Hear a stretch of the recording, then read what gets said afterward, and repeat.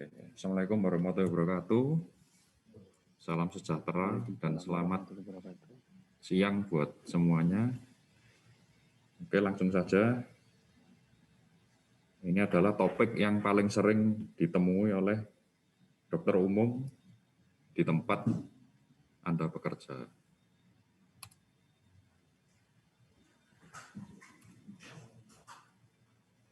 Oke. Pengertian retensi urin adalah kemampuan daripada buli untuk mengeluarkan urin. Dan biasanya retensi urin ini pada kasus yang akut terjadinya tiba-tiba dibarengi dengan rasa nyeri yang amat sangat, ya, karena buli-bulinya penuh. Tapi untuk kasus yang kronik, biasanya tidak nyeri, karena kenapa? Udah kebiasaan dia, otot detrusornya pada kendor semua, jadinya nyerinya jadi berkurang. Seperti yang kita ketahui bahwa buli-buli ini normalnya terasa untuk kencing pada waktu volume 250 sampai 450 ml. Ini pada orang normal. Jadi buli-buli dengan volume segini harusnya sudah bisa terasa untuk berkemih. Untuk rasionya, kejadiannya lebih banyak pria daripada wanita. Jadi kemungkinannya ada 4,5 sampai 6,8 per 1000 laki-laki mengalami retensi urin. Salah satu faktor risikonya adalah umur, ya. Jadi kalau umur 70 tahun, 10% laki-laki mengalami episode daripada akut urinary retensi. Makin bertambahnya usia, makin tinggi, ya. Misalnya 80 tahun, meningkat sampai 30%.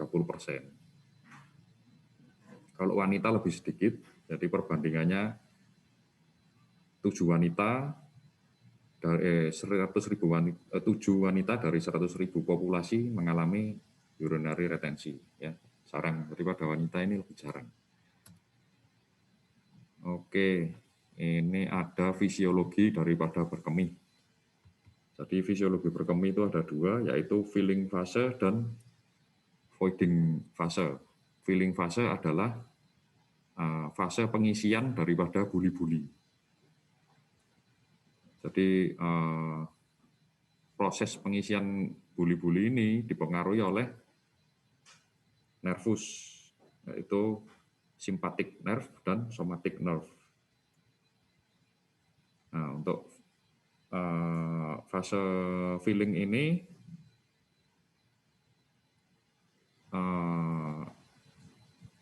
dari saraf hipogastrik, jadi dari torakal 11 sampai lumbal 2, di mana di dalamnya ada reseptor, yaitu reseptor muskarinik 3 untuk yang di bladder dan alfa 1 untuk yang di bladder neck.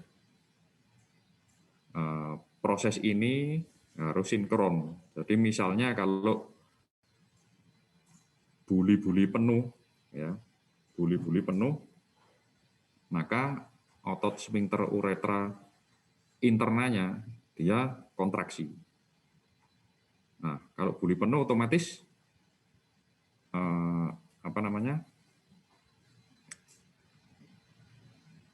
pasiennya kan kita kerasa untuk pipis, jadi dia buka nanti.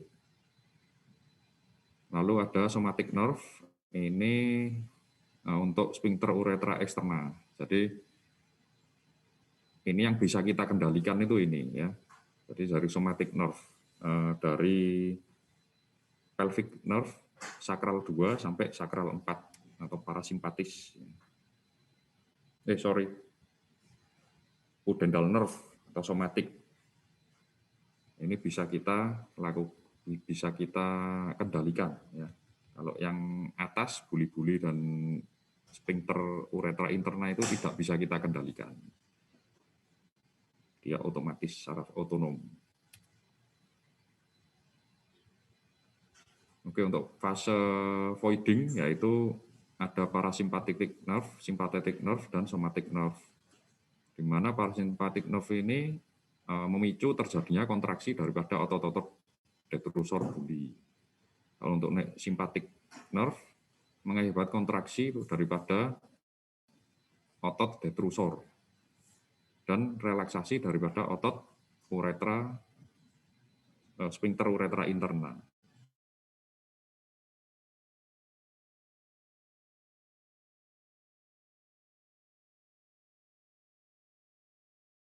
Eksternal.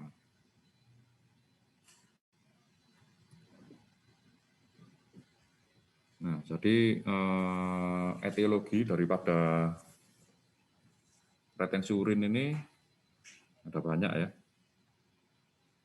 Ini ada obstruksi, ada infeksi, dan ada iatrogenik dan kelainan lainnya. Dibagi menjadi 3, pria, wanita, dan keduanya. Untuk obstruksi, kebanyakan laki-laki usia 50 tahun ke atas mengalami pembesaran prostat alias benign prostat hiperplasia. Yang kedua ada meatal stenosis alias tertutupnya lubang uretra yang di ujung pada organ pria. Lalu ada parafimosis bisa, penile contracting band, fimosis, dan kanker prostat. Untuk wanita ada pelvic organ prolap atau yang disingkat POP ya. Jadi otot-ototnya mengendor, akhirnya mengalami prolap daripada organ sekitar pelvis pada wanita. Biasanya pada wanita yang sudah lanjut usia atau yang melahirkan berkali-kali itu bisa ya. Terus kalau dari keduanya ada kanker buli, neoplasma yang lain, fecal impact atau yang disebut fecal impact itu berarti ada materi fekal yang di dalam intraperitoneal ya, khususnya di rektum. Uretra stricture atau ada benda asing, batu, udem bisa menyebabkan retensi urin. Untuk infeksi dan inflamatori pada pria ada balanitis, prostatic abscess, dan prostatitis. Dari wanita, vulvovaginitis akut, lichen planus vaginal, lichen sklerosis vaginal, dan pemphigus vaginal. Nah, dari keduanya, ini ada hubungannya dengan persarapan. Jadi ada Guillain-Barré syndrome, herpes, Lyme disease, periutral abscess, tuberculosis cystitis, varicella, dan zoster virus. Untuk iatrogenik, dari pria ada trauma penis, ada fraktur, dan ada laserasi. Untuk wanita, biasanya komplikasi daripada kelahiran yang menyebabkan disfungsi daripada uretra, sphincter uretra eksternalnya, dinamakan Fowler syndrome.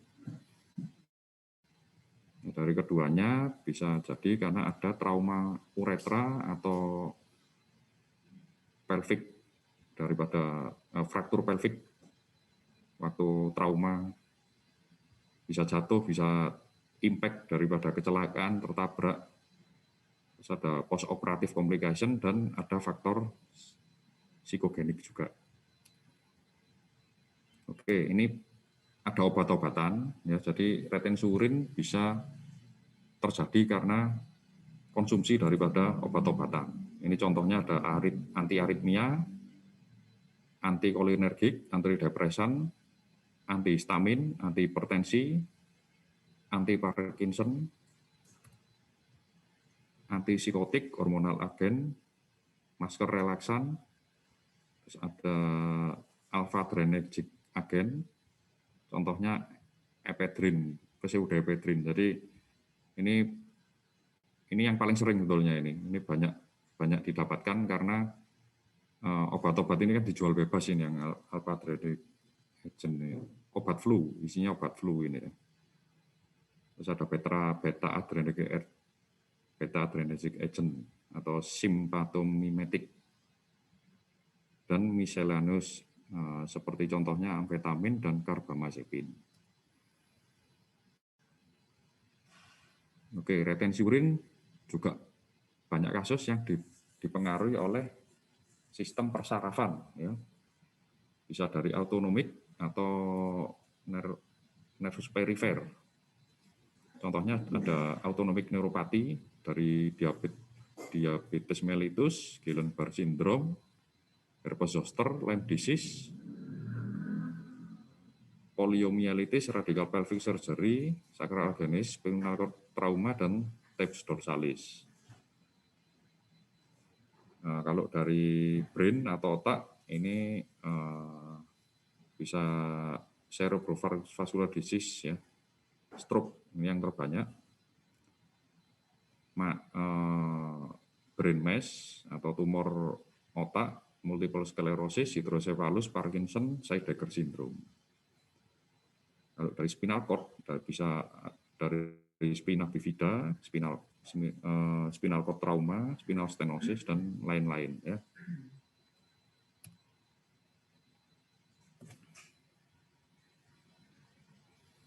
Oke,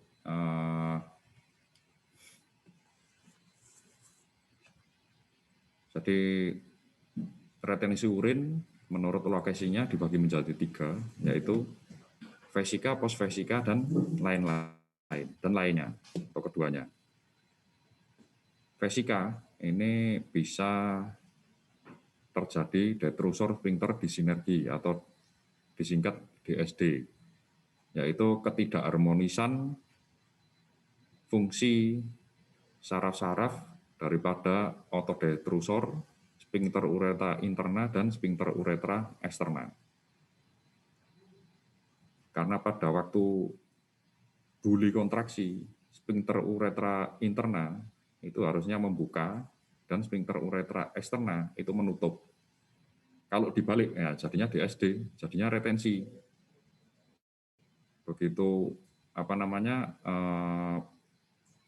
detrusor kontraksi, sphincter interna nutup, sphincter uretra eksterna buka. Nah, jadinya retensi urin. Jadinya. Yang benar adalah begitu detrusor kontraksi, sphincter uretra interna buka, sphincter uretra eksterna menutup. Itu yang benar. Lalu yang kedua ada bladder diverticulum. Diverticulum adalah prolap daripada otot-otot detrusor daripada buli-buli. Jadi ini seperti hernianya buli-buli. Jadi otot detrusornya kendor, akhirnya membentuk suatu, dia masuk ke locus minoris daripada serat otot detrusor sehingga membentuk kantong. Ya. Kantong ini bisa besar sekali, akhirnya urin yang harusnya masuk ke buli masuk ke diverticulum. Ini akhirnya menjadi false retensi urin. Jadi, mungkin fungsi vesikanya, fungsi detrusornya tidak masalah, tapi karena ada divertikel, akhirnya urinnya itu masuk ke kantong daripada divertikel ini. Ya. Hitungannya menjadi retensi urin. Ini nanti dicek dengan residual urin atau dengan USG. Yang ketiga, adanya gumpalan darah di dalam buli-buli. Ini yang mengakibatkan terjadinya retensi urin. Biasanya terbanyak pada kasus keganasan buli-buli atau CA buli. Yang kedua, kasus-kasus BPH, karena BPH juga mengakibatkan perdarahan. Darah yang dikit lama-lama ngumpul sehingga menjadi clot. Jadi sphincter uretra internalnya tertutup oleh clot. Postvesica di sini artinya setelah buli-buli, jadi setelah bladder neck, bawahnya bladder neck, yaitu uretra posterior. Seperti yang kita tahu, di uretra posterior terdapat kelenjar prostat pada laki-laki. Ya. Jadi ini penyebabnya ada BPH, kanker prostat, prostatitis juga bisa, batu di buli-buli di uretra, lalu uretral stricture atau penyempitan uretra, fimosis pada anak kecil biasanya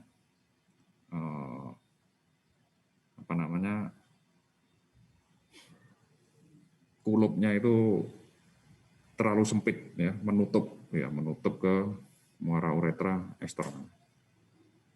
Parafimosis ini pada laki-laki dewasa yang tidak dilakukan sirkumsisi. Ya. Jadi preputiumnya itu mencekik daripada leher glans. Jadinya nggak bisa kencing, jadi trauma. Biasanya habis mencekik, pudem nggak bisa.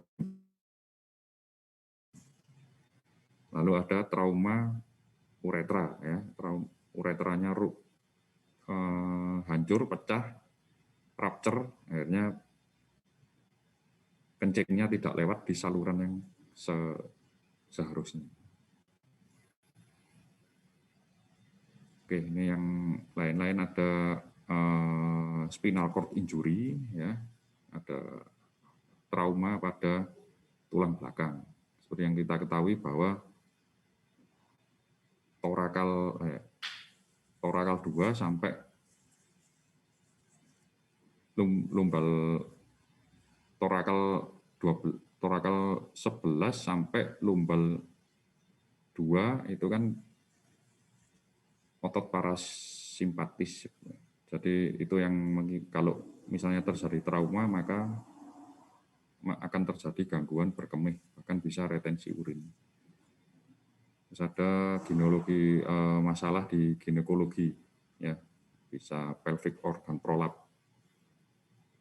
Lalu ada juga dari saluran digestif, ada fistel rectovesikal. Diagnosinya dari apa? Yang pertama adalah dari anamnesis. Jadi kekuatan berkemihnya gimana? Ini bisa pakai IPSS score juga, ya. Ada perasaan yang nggak nyaman di daerah suprapubik apa tidak? Lalu ada nyeri di punggung. Ada trauma, BPH, hematuri, kanker, pengobatan lain-lain, operasi, dan aktivitas seksual. Dari anamnesa ini kita dapat 80% daripada diagnosa, ya. 70-80%. Jadi harus tajam ini anamnesanya. Yang kedua, ada pemeriksaan fisik. Jadi dipalpasi suprapubiknya, dipalpasi, ya. Terus diperkusi, dullness rasanya, terus dilakukan rectal tose atau digital rectal examination. Tapi pada akut kondisi akut sebaiknya tidak dilakukan, ya. Kecuali kalau kita mencurigai bahwa ada lesi neurologis, misalnya trauma, ya, jatuh terduduk atau multiple trauma, itu boleh. Tapi untuk kasus normal sebaiknya tidak dilakukan. Jadi harus kita diversi dulu urinnya.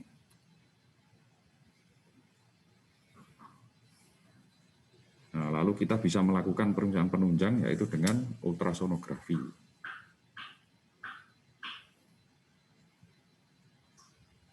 Jadi untuk kita ukur volume urinnya. Kalau misalnya lebih dari 300 cc berarti pasien ini sudah mengalami retensi urin. Dan tentunya ditanya apakah kerasa apa tidak, karena untuk menilai defisit neurologis juga.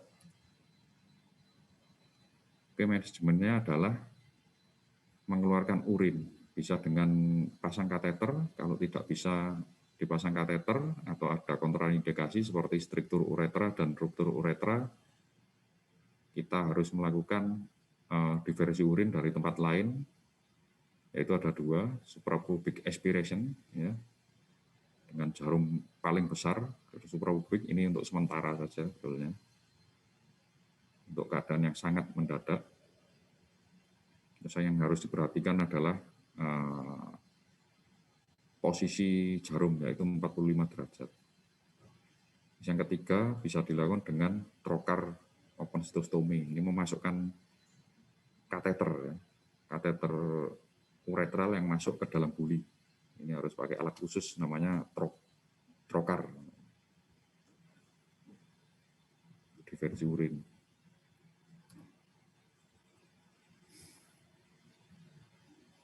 Komplikasinya ada dua, urologi dan non-urologi. Dari urologi, komplikasi retensi urin ini bisa menyebabkan tumbuhnya batu, karena stasis urin tidak lancar sehingga timbulnya batu.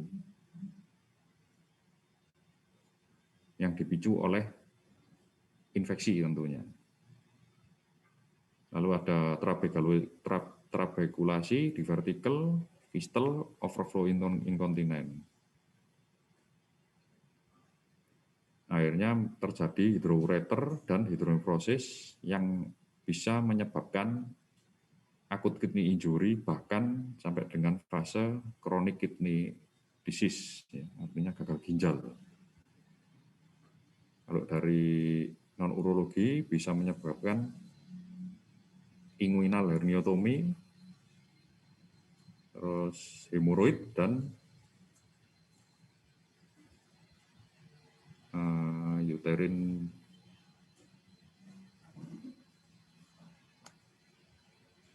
uterine prolapse atau pelvic organ prolapse pada wanita.